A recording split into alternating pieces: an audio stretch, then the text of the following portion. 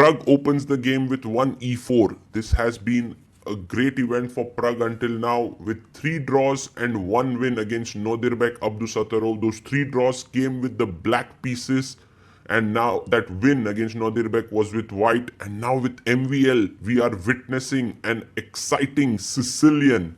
Will Pragg go for the open Sicilian here?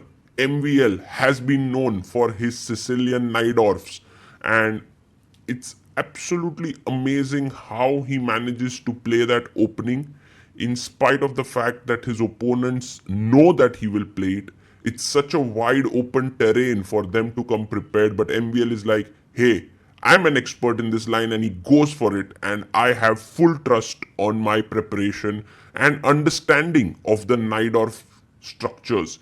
Now, Pragg goes bishop c4, the Sozin, one of the favorites of Bobby Fischer, and here queen e2, a3 is played by Pragg, and believe it or not, this move hasn't been played by any player about 2700, which is why you can see that MVL gets off from the chair, removes his jacket. He's like, I need to now think what to do. He goes for the simple bishop e7 move. Pragg goes bishop to e3, and the thing is, now it's MVL's understanding of the Najdorf versus Pragg's preparation, which he did perhaps one day or a few hours before this game. Castles by black,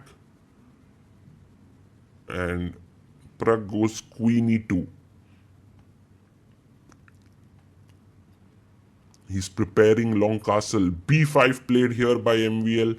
And you know, long castle is a risky proposition because you have a pawn on a3, b4 later can open up the position. Bishop goes to b7, attacking the pawn on e4. Maybe a logical move would be f3, but Pragg castles. And this is Pragg's big prep. If you take, he'll go h4 and claim compensation. He gets up hoping that MVL takes the pawn, but MVL doesn't and plays knight bd7. I think this is why MVL is such an expert of the Najdorf. He understands when his opponent is well prepared. f3, Pragg is still blitzing it out, and that he should avoid taking such pawns. And the position would have been equal, but Pragg's prep would have been very deep there. Rook c8 with the idea of sacrificing an exchange to break up the structure here around white's king. So Pragg goes queen e1. Again, still prep. It's a little bit scary, I must say. MVL at 1 hour 10 minutes, Pragg at 1 hour 32 minutes. If you do feel scared, then you shouldn't be playing the Najdorf, says MVL. I am feeling confident. He goes knight e5. His knight is looking at the c4 square where it's well controlled here. And now it's time for Pragg to start thinking. He goes h4. And these are now clear battle lines drawn. Pragg is going to go g4, h5, g5, trying to open up the king side here along with this bishop on this diagonal. So MVL has to be quick.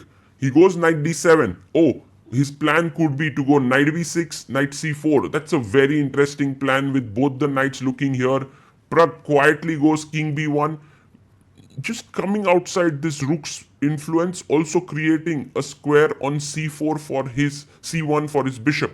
Knight comes to c4, attacking this bishop on e3, also threatening some ideas, knight a3, knight b2 in the future. Pragg comes back, bishop c1.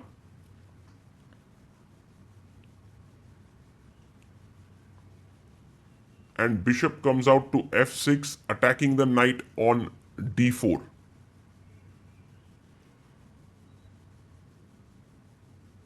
And Praggnanandhaa goes bishop g5. What an interesting decision by Pragg. I was expecting him to push his pawn to g4, which would have given him a nice position. But here is Pragg. He's ready to give up a pawn here. With bishop takes g5, MVL takes it. Bishop takes bishop. Pawn takes g5. Queen takes g5. The confidence with which MVL is making his moves is immense. But what is Pragg's compensation here? Well, it's clear he has the open edge file. He has some attacking chances. He goes g4. And now the knight jumps to f6.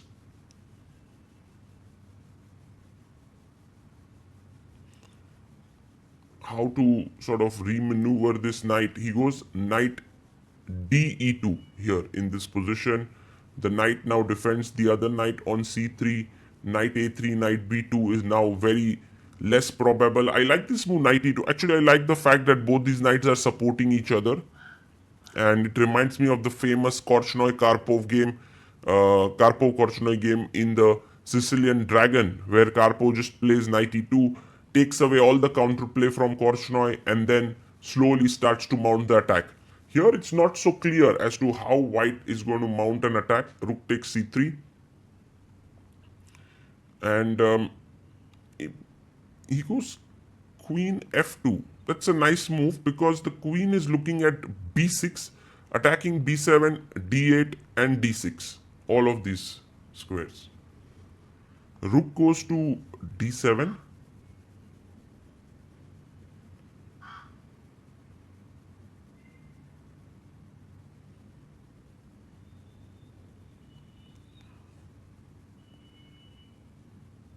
And queen to h2. So queen is now looking here as well as on d6. And yeah, you need to do something about the d6 pawn. You just don't want to lose it. So e5 played, stopping the queen from looking here. This move does weaken the d5 square, also does weaken the f5 square. But Pragg first goes and defends his knight here so that his other knight can move.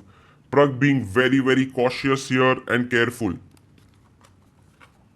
MVL plays his pawn to h6. He's cementing his extra pawn here. It's without question that white has compensation here because the square is weak, d6 is weak, some possibilities on the h-file. But it's not like black is in any trouble. Knight goes to g3. And Pragg is coming in with his knight here to f5. A very good idea is a5 now. Because if you take knight b5, I have bishop a6. And if you come back knight c3, there is rook c8 with pressure here. But instead he goes g6, giving up the h6 pawn here, and Pragg takes it. Queen takes h6 taken. And I think MVL is very happy to go into this endgame. Queen takes... Queens are traded, rook takes h6.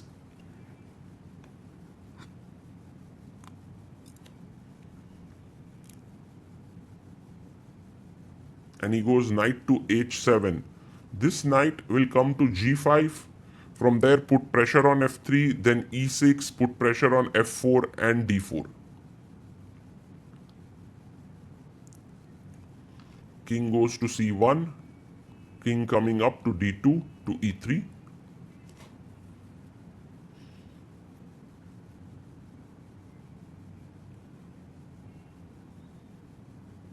So knight to g5 played.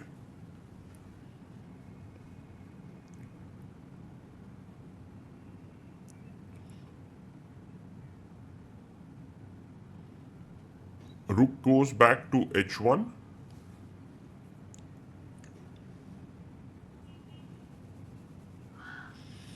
King comes up to g7.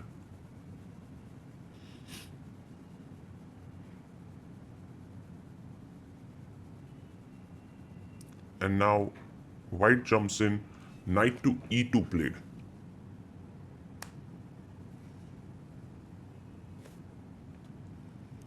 He goes back rook to c8.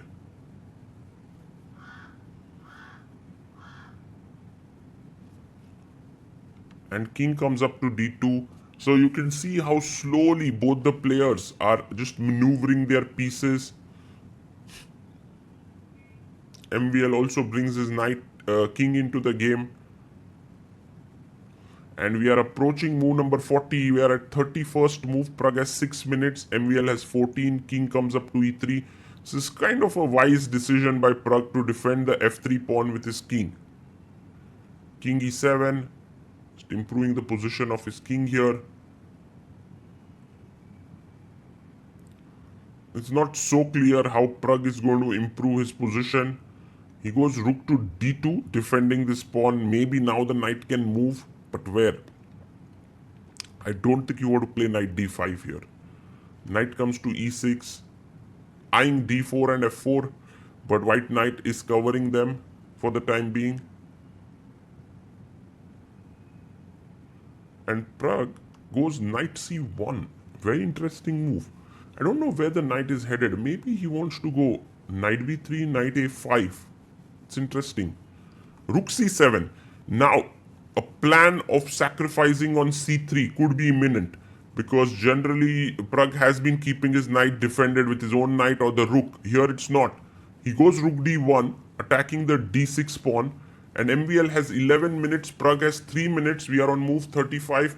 MVL is tempted and he sacks an exchange and looks at Prague. Rook takes c3. Just taken on intuition, not even too much of calculation. Takes, and now if knight d3, there is knight d4, which could be really, really scary. The best move now is rook d3. Prague finds it. Rook to d3. You can bank on Prague to find the best defenses. 3 minutes 30 seconds for Prague. Rook takes c2. MVL keeps the rook on the board. It's important for him. Meanwhile, Praggnanandhaa chops off the pawn on d6. The game is getting very intense. And that too with the 40 move mark coming in. Things can go in any direction. Knight to d4, a nice move here. Prague can now decide whether he wants to go like rook takes d4, pawn takes, king takes and play this endgame. But he decides to keep the rooks on the board. He attacks the bishop. The bishop goes back to c8. Now the final move before 40th move, time control. And Prague goes g5. He pushes his pawn forward and it's a logical move because many times he wants to play f4 but the pawn on g4 is hanging. This also clamps down the black structure. MVL plays quickly bishop e6. And now 40 moves have been reached. Both players get 30 extra minutes on the clock. The game is still very, very intense and very wild. You know, it depends on how ambitious Prague is. He can go f4. He takes the pawn on a6. Very interesting move. I think you have to give a check, or maybe you can block here with bishop c4. I mean, that's also possible. He gives a check, attacking the king and the pawn on f3. Rook d3 would lose to the c1 hanging. Knight d3 looks like a good decision. King d2 played by Prague, attacking the rook. And if you play rook takes f3, then I have knight d3 attacking e5 with a very good position. Knight also going to c5. So rook check, king e3, check.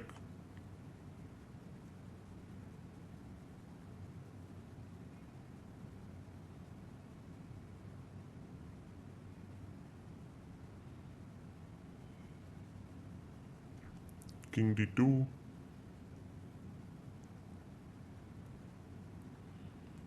And it seems like the players are going to repeat the moves here. MVL I don't think is keen on continuing and taking the risk with rook takes f3, rook check.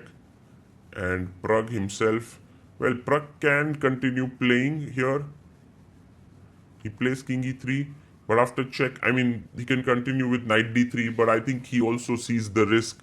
MVL here calls the arbiter for a threefold repetition, and I believe the arbiters will ask the players if there is, he says, I'm going to play rook c3 check, and arbiter makes the move, and it is a draw there. Prague is, I don't know if he's happy with this result or not, but I believe he was under some pressure in this game. MVL, I think, played really well to take on your opponent's preparation and then manage to kind of try to push in the position. Just goes to show what a big Najdorf expert MVL is. And kudos to Prague for taking it on, playing the open Sicilian, finding some new ideas. Prague always is able to do that. He's really good at openings and also now discussing at the end of the day. We go into the first rest day with both Prague and MVL being joined